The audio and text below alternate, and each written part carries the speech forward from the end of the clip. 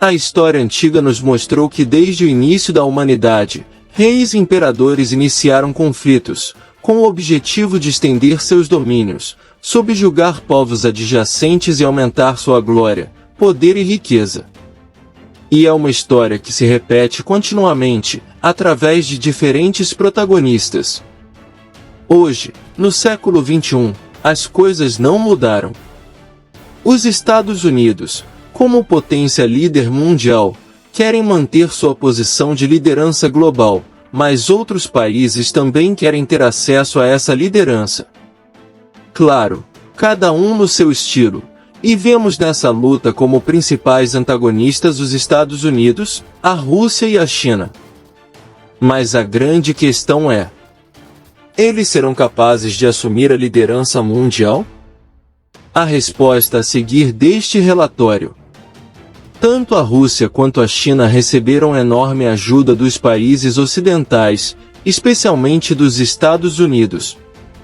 A Rússia, em particular, recebeu ajuda do país do norte, quando Moscou e seus líderes se convenceram de que o sistema comunista havia levado ao fracasso total. E foram os próprios russos que deram o passo final para acabar com seu sistema de governo. Porém, quando já se recuperaram da falência, agora atacam aqueles que os tiraram da crise econômica em que haviam caído. Por outro lado, a China, que também implementou um sistema de governo comunista, que, embora tenha prevalecido em 1949, contra o governo da República da China liderado por Chiang Kai-shek, não foi capaz de fazer prosperar uma sociedade que de outra forma estava, e continua, sob o controle do único partido que existe na China continental, o Partido Comunista Chinês. Refira-se que Chiang Kai-shek e os seus seguidores anticomunistas se retiraram para a ilha de Taiwan, onde conseguiram elevar o nível de vida dos cidadãos taiwaneses e onde gozam de liberdades democráticas.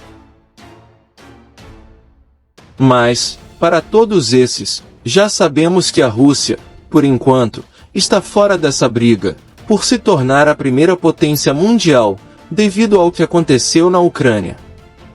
E é Pequim que está nessa luta, e há mais de uma década, com os progressos alcançados, eles se propuseram a se tornar a primeira potência mundial até o ano de 2030.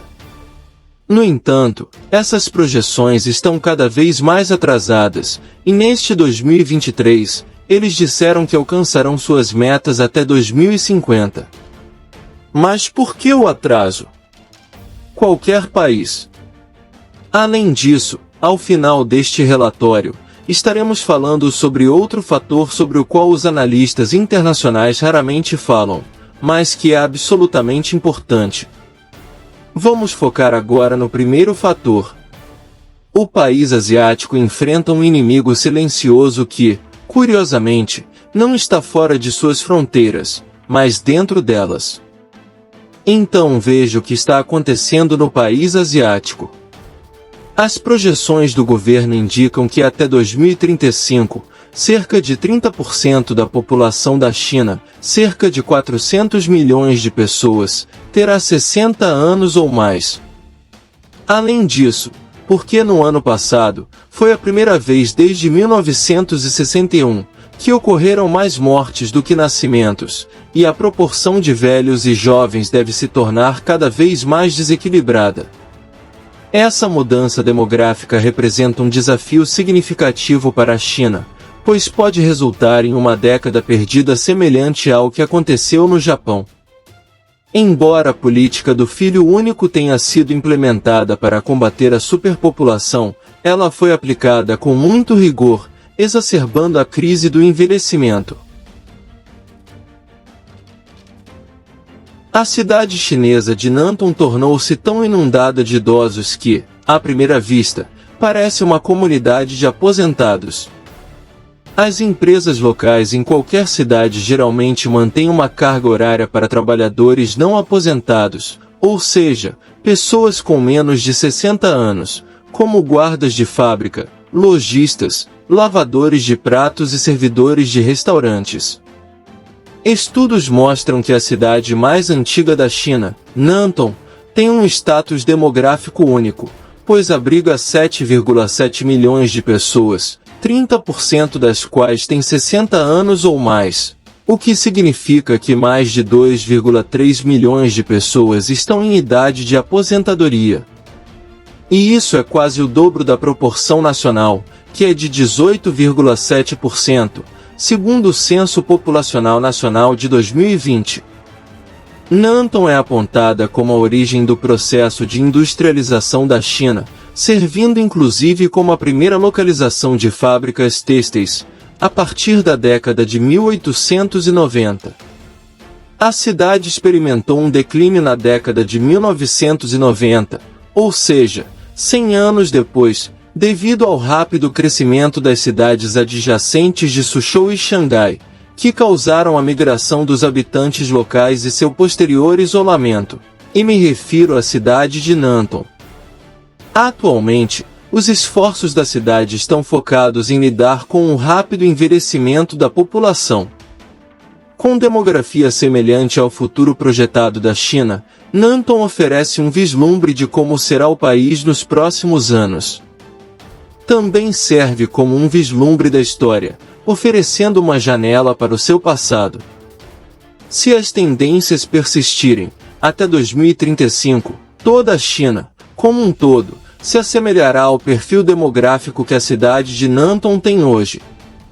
E um fato curioso: as farmácias da cidade têm mais pedidos de fraldas para adultos, numa proporção que ultrapassa os 50%, em relação às utilizadas por crianças. E isso já pode dar uma ideia da situação crítica. Com uma população de 39% com 60 anos ou mais, o condado de Hudong, em Nanton, vê uma tendência significativa para lares de idosos. Wang Qiao, um dos trabalhadores de um restaurante local, expressou que há uma aversão entre os jovens ao trabalho forçado. O homem de 70 anos prefere as áreas metropolitanas para trabalhar, justamente porque os jovens não querem fazer esses trabalhos. No ano passado, houve um declínio na população da China pela primeira vez desde o início dos anos 1960, trazendo um resultado esperado de mortes superando o número de nascimentos. É provável que essa tendência continue, exacerbando ainda mais a proporção já desigual de idosos para jovens no país, uma proporção que deve mudar rapidamente em favor dos idosos. Cuidado com esses dados. O Bureau Nacional de Estatísticas da China confirmou recentemente que a população caiu de 850 mil para 1,412 milhão, confirmando as suspeitas de economistas e acadêmicos. Em 1961, as estratégias econômicas de Mao Zedong, conhecidas como o Grande Salto Adiante, resultaram em milhões de mortes, causando o declínio da população da China. Este declínio foi de curta duração, no entanto, e a população da China se recuperou logo depois. Especialistas previram uma recessão permanente e prolongada nas taxas de natalidade devido à política do filho único da China entre 1980 e 2016, que visava limitar as taxas de fertilidade. O impacto de longo alcance na economia da China ainda será visto nas próximas décadas, mas com base nas consequências sofridas por outros países, o quadro parece sombrio. Atualmente, os alarmes estão tocando em toda a China. No ano passado, a população da China enfrentou um declínio acentuado, colocando o país em linha com outras grandes economias asiáticas. Países como Japão e Coreia do Sul lideram o mundo em termos de envelhecimento da população e, em uma estranha coincidência, a Coreia do Sul também tem o menor número de nascimentos. Uma das conclusões que podemos tirar até agora é que para os países asiáticos, depois da Segunda Guerra Mundial, a alta natalidade se tornou um problema, e por isso começaram a controlá-la, ao contrário do que acontecia no Ocidente. Uma das peculiaridades dos países asiáticos é que os governos aprovaram leis para diminuir a entrada de imigrantes, pois diziam que o progresso de seus países era para seus próprios habitantes, e não para estrangeiros, e isso é um grave erro. Quando o Canadá percebeu que sua população estava envelhecendo e que as taxas de natalidade haviam caído, justamente por manter suas fronteiras fechadas aos imigrantes, iniciou programas de imigração ordeiros e organizados para povoar o país, e o resultado foi um desenvolvimento econômico incomparável.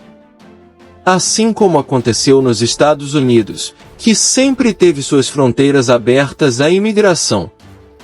Em várias nações, como Singapura, Tailândia e Taiwan, a população está diminuindo, enquanto o Vietnã, as Filipinas e outros países também estão experimentando um declínio no crescimento populacional. Alguns países têm a sorte de ver a prosperidade antes que o envelhecimento se torne um problema, levando a uma aposentadoria confortável para muitos idosos. Um exemplo disso seria o Japão, onde a renda média alcançou o status de primeiro mundo muito antes de sua população se estabilizar. Esse pico coincidiu com o colapso de sua bolha econômica no final da década de 1980. Lauren Johnston, professora associada do Centro de Estudos da China da Universidade de Sydney, disse que a riqueza financeira é a chave para envelhecer com sucesso, dizendo que esta geração mais velha, conhecida como Baby Boomers, experimentou conforto e estabilidade ao longo dos anos, em comparação com aqueles que os precederam e os sucederam. Ou seja, o antes e o depois. Por outro lado, a China enfrenta um desafio único com seu problema populacional em meio à sua complexa situação econômica. O país ainda não atingiu o status de renda alta, como outros países desenvolvidos, e a população em declínio dificultará o progresso econômico.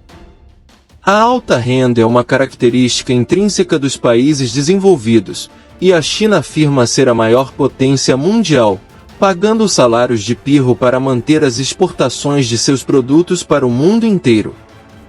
Se a renda dos trabalhadores aumentar, seus produtos chegarão aos mercados com preços mais altos, o que é uma desvantagem para as empresas chinesas. E se não forem promovidos, não serão os líderes globais. Contudo, à medida que inúmeras pessoas se aposentam, haverá uma maior necessidade de recursos. Embora a sabedoria convencional sugira que a China caminha para o desastre à medida que o número de trabalhadores diminui, as pensões diminuem e a assistência médica é sobrecarregada, seus líderes já estão preocupados com a queda da taxa de natalidade. Com a taxa de fertilidade da China caindo abaixo de 1,1 em 2022, as coisas podem continuar piorando e muito rápido. Zhai Zhenwu, presidente da Associação de População da China, alertou para uma taxa de fertilidade de 1,3 ou menos durante uma entrevista a um jornal chinês no ano passado. Para manter a população, é necessária uma taxa de 2,1, segundo Zhenwu, que dirige a associação tutelada pela Comissão Nacional de Saúde. E a verdade é que há uma chance de que a China pare o desastre econômico devido ao envelhecimento de sua população. E é, justamente, iniciar programas de imigração e melhorar os salários de quem poderia vir para o país, em meio a possíveis levas de imigrantes. Mas você sabe qual é o problema sério? Que é o outro fator sobre o qual falei no início deste relatório. Que o número de trabalhadores que querem ir trabalhar na China hoje é muito pequeno. E não pense que Pequim não tentou.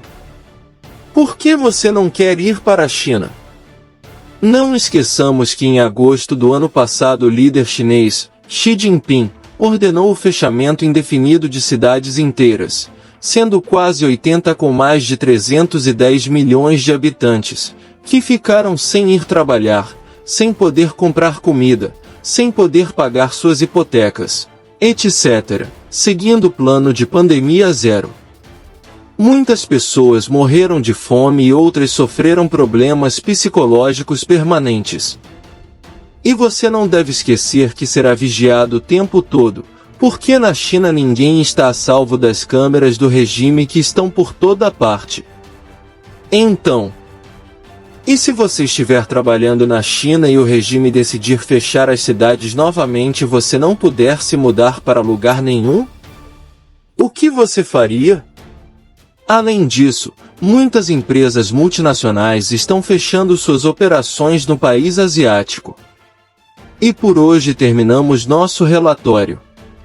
Aguardamos seus comentários a respeito. Deus os abençoe e até o próximo show.